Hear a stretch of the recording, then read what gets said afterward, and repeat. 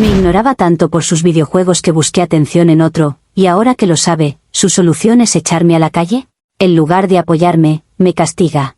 Estoy escribiendo esto desde el sofá de mi hermana, que huele a popurrí y a juicio silencioso. Tengo 2 maletas a mis pies que contienen los restos de mis últimos 4 años de vida. Y cada vez que cierro los ojos, veo la cara de David. No una cara de dolor, ni de rabia. Una cara fría, cerrada. La cara de un juez dictando una sentencia. Y no puedo, por más que lo intento, entender cómo hemos llegado a esto. Como el hombre que prometió cuidarme ha decidido que la mejor solución es dejarme sin hogar. Para que entiendan mi crimen, primero tienen que entender mi condena. Una condena de meses de silencio y soledad, cumplida mientras vivíamos bajo el mismo techo. Conocí a David en una noche de trivia en un bar. Era el capitán de su equipo, y yo del mío. Éramos rivales, pero la química era innegable. Nos pasamos la noche lanzándonos pullas y miradas cómplices. Tenía la sonrisa más genuina y la mente más rápida que había conocido. Cuando terminó la noche, me dijo, mi equipo ha perdido, pero si consigo tu número, siento que habré ganado el gran premio. Fue cursi, pero me conquistó. Los primeros 2 años fueron perfectos. Éramos un equipo de verdad. Nos mudamos a un apartamento precioso que él, con su sueldo de ingeniero de software, podía permitirse sin problemas. Yo trabajaba como asistente administrativa, pero él siempre me animó a seguir mis pasiones. Nos encantaban los videojuegos, al principio. Era nuestra actividad. Pasábamos los fines de semana jugando cooperativos en el sofá, pidiendo pizza, riéndonos hasta que nos dolía el estómago. Era nuestro lenguaje, nuestra forma de conectar. Pero poco a poco, dejó de ser nuestro. Se convirtió en suyo. David se metió en el mundo del streaming competitivo. Al principio, yo era su mayor fan. Le animaba, le llevaba bebidas mientras jugaba, celebraba sus victorias. Pero su hobby se convirtió en una obsesión, y la obsesión se convirtió en su segunda vida. Las noches de cine fueron reemplazadas por sus directos de Twitch. Las cenas que yo cocinaba con esmero se enfriaban en la mesa mientras él gritaba a través de sus auriculares a gente que yo no conocía. Dejé de ser su compañera de equipo y me convertí en un PNJ, un personaje no llegable en el fondo de su propia vida. Empecé a sentirme invisible. Podía entrar en la habitación y él ni siquiera levantaba la vista de la pantalla. Le hablaba y me respondía con monosílabos, su cerebro claramente en otro lugar, planeando su próxima estrategia. El sonido constante de su teclado mecánico, el clic clic clic, se convirtió en la banda sonora de mi soledad. Era un muro de sonido que me separaba de él. Intenté de todo. Le propuse escapadas de fin de semana, no puedo, tengo un torneo. Le compré lencería nueva, espera a que termine esta partida, cariño. Le hablaba de mis problemas en el trabajo y él asentía, pero sus ojos nunca dejaban de seguir la acción en el monitor. Me sentía como un fantasma en mi propia casa.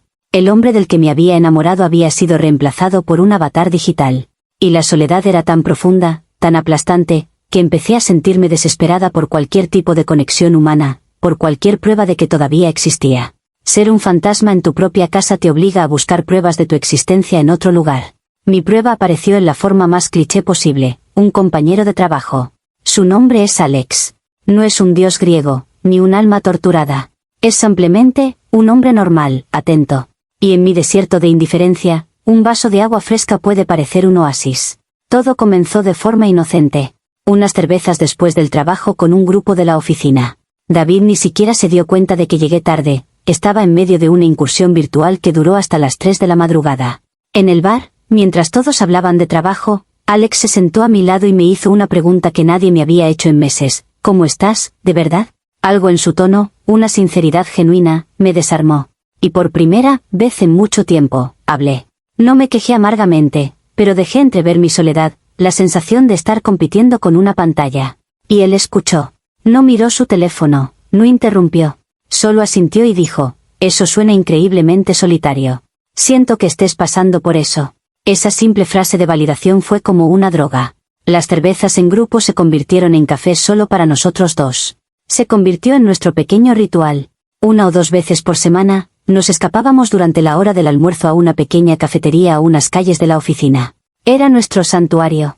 En esa hora, yo dejaba de ser un fantasma. Era una mujer interesante, divertida, con opiniones que importaban. Alex recordaba las cosas que le contaba, me preguntaba por proyectos de los que habíamos hablado la semana anterior. Me hacía sentir real. Empecé a mentirle a David. Pequeñas mentiras que se sentían inofensivas. Comí en mi escritorio para adelantar trabajo. Fui de compras a la hora del almuerzo. Cada mentira era un pequeño ladrillo en el muro que construía alrededor de mi secreto, un muro que me protegía, pero que también me aislaba aún más dentro de mi propia casa. La escalada fue tan gradual que apenas la noté. De los cafés pasamos a los mensajes de texto. Empezaron siendo sobre trabajo, pero rápidamente se volvieron personales. Me enviaba memes que sabía que me harían reír, canciones que le recordaban a nuestras conversaciones. Mis noches, que antes eran silenciosas y llenas de resentimiento hacia la espalda de David, ahora estaban iluminadas por la pantalla de mi teléfono, por las notificaciones que me hacían sonreír. Me justificaba a mí misma con una lógica que parecía a prueba de balas. No estaba haciendo nada malo. No había contacto físico. Era solo una amistad. David me había privado de toda conexión emocional, y yo, como ser humano, tenía derecho a buscarla en otro lugar. Esto no era una traición, era supervivencia emocional. Alex solo estaba llenando un vacío que David había creado. De hecho, en mi mente retorcida, Alex estaba salvando nuestra relación, dándome la fuerza para no explotar de pura soledad. Empecé a cuidar más mi aspecto para ir a trabajar, a elegir la ropa que a Alex le gustaba, a ponerme el perfume que una vez me dijo que olía bien. Vivía para esas pequeñas interacciones, para esos almuerzos robados. Eran el único momento del día en que me sentía como la protagonista de mi propia vida. Sabía que estaba jugando con fuego. Sabía que cada mensaje borrado, cada mentira piadosa, me hundía un poco más. Pero la atención era demasiado adictiva. Una noche, saliendo tarde de la oficina, empezó a llover. Alex me ofreció compartir su paraguas. Caminando juntos, tan cerca, sentí su brazo rozar el mío. Fue un contacto eléctrico, insignificante y a la vez monumental. Y en ese momento, bajo la lluvia, supe que ya no se trataba solo de amistad. Y supe, con una certeza aterradora, que no iba a detenerme. El punto de no retorno llegó en el aniversario de la muerte de mi padre. Siempre era un día difícil para mí, un día en el que necesitaba apoyo, un abrazo, una simple presencia. Se lo recordé a David con una semana de antelación. Le pedí, le supliqué, que esa noche fuera solo para nosotros. Sin streaming, sin torneo, sin auriculares. Él me lo prometió. Claro que sí, cariño. Estaré para ti. Ese día, en el trabajo, estaba frágil, al borde de las lágrimas. Alex lo notó. No me presionó, simplemente me trajo un té y me dijo, si necesitas hablar o simplemente estar en silencio con alguien, aquí estoy.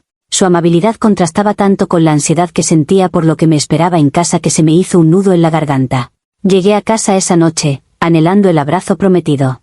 Y lo que encontré fue a David, exactamente en la misma posición de siempre, silla de gamer, auriculares puestos, ojos fijos en la pantalla. Estaba en medio de un evento especial, uno de esos que duran horas. David, dije, mi voz apenas un susurro. Él levantó un dedo, sin mirarme. Un segundo, amor, esto es crucial. Un segundo se convirtió en 10 minutos. 10 minutos en los que me quedé de pie en la puerta de su cueva, viéndolo vivir en otro mundo, en el día en que más lo necesitaba en el mío. Cuando finalmente se quitó los auriculares, lo hizo con un aire de fastidio. ¿Qué pasa? Estoy en medio de algo importante. Lo de hoy, dije, mi voz temblando de rabia y dolor. Me lo prometiste. Se golpeó la frente. Tienes razón. Lo siento tanto, se me fue por completo. ¿Podemos hacer algo cuando termine? Solo me quedan un par de horas. Un par de horas. Mi dolor, mi necesidad, relegados aún después de la partida. Fue la gota que colmó el vaso. No dije nada. Simplemente me di la vuelta, tomé mi bolso y salí del apartamento. Mientras caminaba sin rumbo bajo las luces de la ciudad, mi teléfono vibró. Era Alex. ¿Todo bien? Te he notado rara, todo el día. Y me rompí. Le escribí un simple, no. 2 minutos después, su respuesta, ¿dónde estás? Voy a buscarte. Nos encontramos en un pequeño bar que ninguno de los dos frecuentaba. Le conté todo. El aniversario, la promesa rota, la indiferencia. Lloré de una forma que no había llorado en años. Y él no intentó darme soluciones. Simplemente me escuchó, me pasó servilletas y, cuando terminé, puso su mano sobre la mía. Nadie merece sentirse tan invisible, dijo. Ese simple gesto de contacto humano fue mi perdición. Era todo lo que había estado anhelando durante meses. Calor, conexión, presencia. Salimos del bar y empezamos a caminar. La conversación se apagó, reemplazada por una tensión que era casi palpable.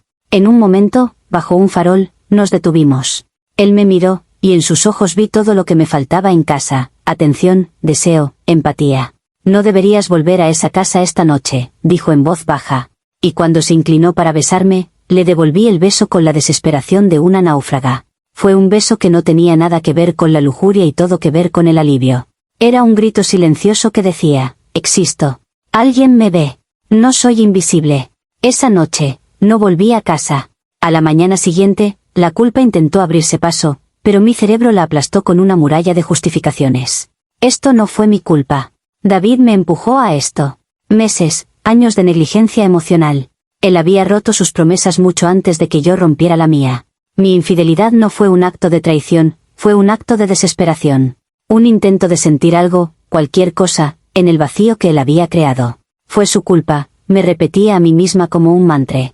Él me abandonó primero, aunque viviéramos en la misma casa. Me convencí de que mi desliz no era el problema, era el síntoma. Y si David era el hombre que yo creía que era, cuando se lo contara, entendería que su comportamiento era la causa raíz. Quizás esto era lo que necesitábamos, un electroshock para despertarlo, para que se diera cuenta de lo que estaba a punto de perder. Estaba segura de que entendería que yo necesitaba su apoyo, no su juicio. Volví al apartamento al día siguiente por la tarde. Había pasado horas ensayando mi discurso, puliendo mi narrativa. No iba a presentarme como una infiel culpable, sino como una mujer herida cuyas necesidades habían sido sistemáticamente ignoradas. Iba a exponer mi dolor, mi soledad, y mi desliz sería la consecuencia lógica de su abandono. Esperaba una discusión, quizás lágrimas, pero en última instancia, una epifanía por su parte. Creía que mi acto extremo finalmente lo sacaría de su mundo virtual. Cuando entré, él no estaba jugando. Estaba sentado en el sofá del salón, en silencio, mirando la pantalla de su teléfono. La casa estaba extrañamente silenciosa. Tenemos que hablar, le dije, mi voz más firme de lo que me sentía.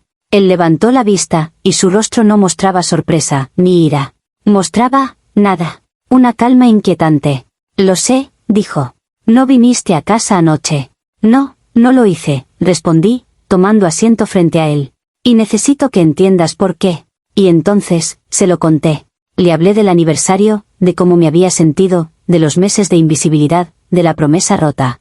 Le hablé de Alex, no como un amante, sino como una persona que me había ofrecido la simple decencia de la atención humana. Y finalmente, le confesé que le había sido infiel. Cometí un error, David, concluí, mi voz suavizándose, buscando la empatía. Pero lo hice porque me sentía desesperada, sola. Te he estado perdiendo durante meses por culpa de esos estúpidos juegos. Necesito tu ayuda.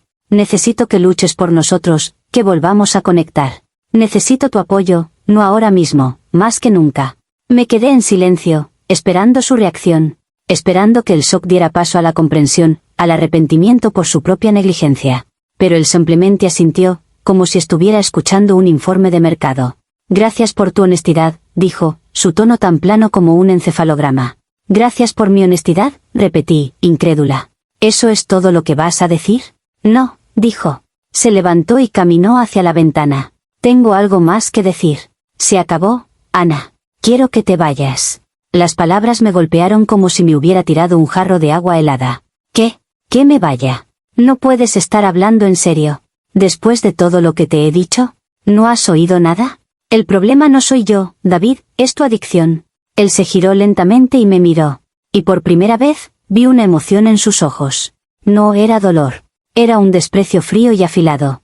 Ah, sí que te he oído, Ana. He oído cómo justificas acostarte con otro hombre porque yo paso demasiado tiempo con mi hobby. He oído cómo culpas a mi streaming de tus decisiones. Y he oído cómo, después de traicionarme, tienes el descaro de venir a pedirme apoyo. Se rió, una risa corta y sin alegría. Apoyo. ¿Crees que esto es una especie de crisis que debemos superar juntos? Como si nos hubiéramos quedado sin leche. No, Ana. Esto no es un nosotros. Esta es una decisión que tomaste tú, sola. Pero tú me empujaste a ello, grité, poniéndome de pie, mi narrativa desmoronándose. No, yo no te obligué a nada, respondió, su voz subiendo por primera vez. ¿Me he distanciado? Sí, probablemente. ¿He pasado demasiado tiempo jugando? Quizás. Eso es algo que podríamos haber hablado, haber solucionado en terapia, como adultos. Pero tú elegiste el camino más fácil y egoísta. En lugar de comunicarte, buscaste validación fuera. Y ahora quieres que yo, el traicionado, te ayude a limpiar el desastre que tú has creado. Su lógica era tan brutal, tan directa, que me dejó sin argumentos. Así que, ¿Eso es todo? ¿Vas a tirar 4 años a la basura?, susurré, sintiendo como el suelo desaparecía bajo mis pies. Tú tiraste los 4 años a la basura anoche, dijo. Yo solo estoy recogiendo los pedazos. Y no quiero que estés aquí cuando lo haga. Tienes hasta el final de la semana para recoger tus cosas y marcharte. Me quedé allí, paralizada. No había negociación. No había espacio para el debate. Había cometido el error fatal de pensar que mi infidelidad era un grito de ayuda. Para él, era simplemente una traición. No me veía como una víctima que necesitaba apoyo. Me veía como un problema que necesitaba ser eliminado. Y su solución no fue apagar el ordenador para hablar. Su solución fue echarme a la calle. La semana que siguió fue la más humillante de mi vida. David fue fiel a su palabra. No me dirigió ni una sola mirada. Se encerró en su cueva de juegos y actuó como si yo no existiera. El silencio en el apartamento era denso, sofocante, interrumpido solo por el lejano clic de su teclado y los gritos ahogados de sus compañeros de equipo virtuales. Era una tortura psicológica. Me estaba borrando de nuestra vida compartida mientras yo todavía vivía en ella. Tuve que llamar a mis amigos, a mi familia, y contarles una versión editada y vergonzosa de la historia. David y yo nos estamos tomando un tiempo, necesito un lugar donde quedarme unos días. Cada llamada era una pequeña muerte, la admisión de un fracaso colosal. Las miradas de lástima de mis amigas, el "te lo dije" silencioso en los ojos de mi hermana, era insoportable. Alex, el catalizador de todo esto, se evaporó. Cuando le conté lo que había pasado, se mostró comprensivo, pero distante. «Wow, es una reacción muy extrema», dijo por teléfono. «Lo siento mucho, Ana. Avísame si necesitas algo». La oferta era vacía. No me ofreció su sofá, no me ofreció ayuda para la mudanza. De repente, mi drama era demasiado real, demasiado complicado. La conexión que creía que teníamos se reveló como lo que era, una distracción conveniente para ambos. Ahora que ya no era conveniente, había desaparecido. Estaba completamente sola. El último día, mientras metía mis libros y mi ropa en cajas de cartón, David salió de su habitación. No para ayudar, sino para supervisar. Se apoyó en el marco de la puerta, con los brazos cruzados, observando cómo desmantelaba mi vida. «No puedo creer que me estés haciendo esto», le dije, mi voz cargada de un resentimiento que había estado hirviendo a fuego lento durante días. «Yo no te estoy haciendo nada, Ana», respondió con esa calma exasperante. «Tú tomaste tus decisiones. Estas son las consecuencias. Las consecuencias son que me dejas sin casa. Sin nada. ¿Dónde está tu compasión? ¿El hombre del que me enamoré me habría echado a la calle como a un perro?» Él me miró fijamente. «El hombre del que te enamoraste no habría sido traicionado. Quizás si hubieras venido a mí antes, si me hubieras dicho, me siento sola, te estoy perdiendo, las cosas serían diferentes. Pero no lo hiciste. Elegiste la traición. Y la traición, para mí, es un punto final. No un punto de debate. Y esa fue la esencia de todo. Para mí, mi infidelidad fue un síntoma desesperado de un problema más profundo en nuestra relación. Para él, mi infidelidad era el problema. No le importaba el por qué. Solo le importaba el qué. Mientras cargaba la última caja hacia el coche de mi hermana, me di cuenta de la cruda realidad.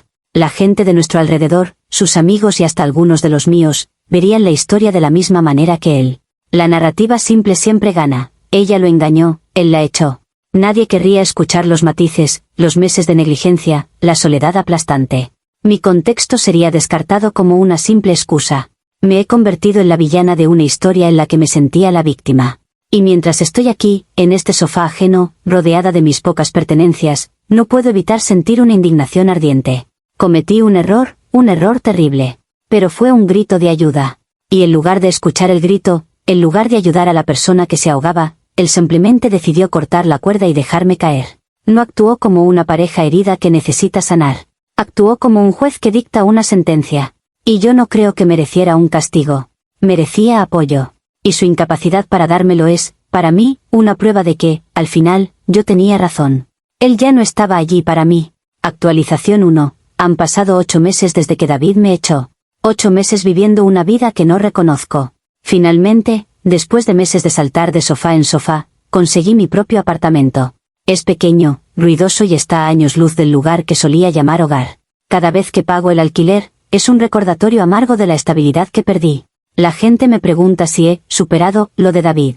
La respuesta es no. No porque siga enamorada de él, sino porque no puedo superar la injusticia. He tenido mucho tiempo para pensar, y mi convicción solo se ha hecho más fuerte. Fui castigada, no traicionada. Sé, a través de amigos en común, que David sigue igual. Su canal de Twitch ha crecido. Ahora es un partner y gana bastante dinero con ello. Ha convertido su obsesión en una carrera exitosa. Para el mundo, es un triunfador. Un tipo genial que supo deshacerse de una novia tóxica. Nadie habla de cómo su éxito se construyó sobre los cimientos de nuestra relación rota y mi soledad. A Alex lo veo a veces en la oficina. Nos evitamos. El otro día, en la máquina de café, me dijo que sentía mucho cómo habían salido las cosas.